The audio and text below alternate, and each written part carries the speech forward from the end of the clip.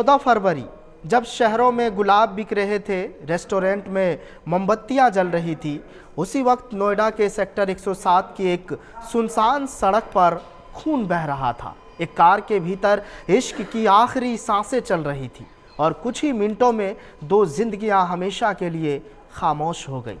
दिल्ली के त्रिलोकपुरी का रहने वाला 32 साल का सुमित, नोएडा के सलारपुर की 26 साल की रेखा, करीब 15 साल पहले शुरू हुई ये प्रेम कहानी वक्त के साथ गहरी होती गई।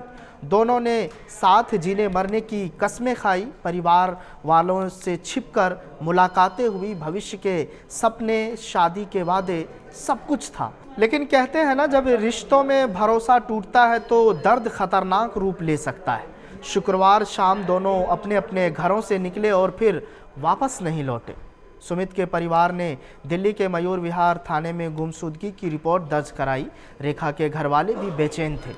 शनिवार दोपहर दादरी रोड पिलर नंबर 84 के पास खड़ी एक कार ने राहगीरों का ध्यान खींचा।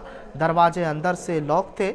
जब पुलिस पहुंची और कार खुलवाई गई तो अंदर का मंजर दिल दहलाने वाला था। सामने की सीट पर रेखा, सिर से खून बह रहा था। बगल में सुमित, उसके हाथ में पिस्टल थी।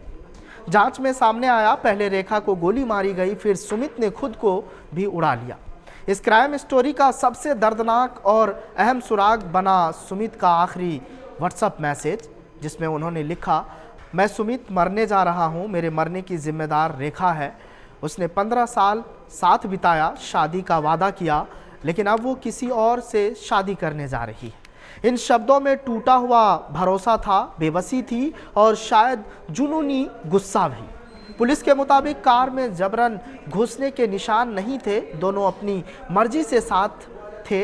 हथियार कहां से आया, लाइसेंसी था या अवैध, इसकी जांच जारी है। मोबाइल डेटा और सीसीटीवी फुटेज खंगाले जा रहे हैं। रेखा के घर में जहां कभी शादी की तैयारियों की बातें होती थी, वहां अब सन्नाटा है। सुमित के माता पिता जो बेटे की तलाश में थे, अब उसकी लाश के सामने खड़े हैं। वैलेंटाइन डे, जो प्यार का दिन माना जाता है, उसी दिन दो घरों के चिराग बुझ गए। यह सिर्फ एक मर्डर सुसाइड केस नहीं है, यह उस मानसिक तूफान की कहानी है जहां प्यार अधिकार में बदल जाता है और अधिकार हिंसा में। एक तरफ टूटा वादा, दूसरी तरफ टूटा धैर्य और बीच में दो जिंदगियां खत्म।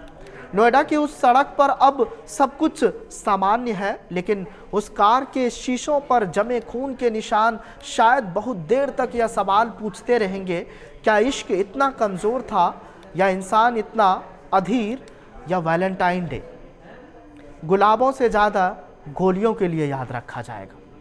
आप इस मुद्दे को लेकर क्या सोच रहे हैं, कमेंट कर बताइएगा ज़रूर। ये खबर आपके लिए विकास राजपूत लेकर आए थे। कैमरे के पीछे मिनहाज है, उन्हें भी शुक्रिया कहिए और अपना बहुत ख्याल रखिए। बहुत बहुत शुक्रिया।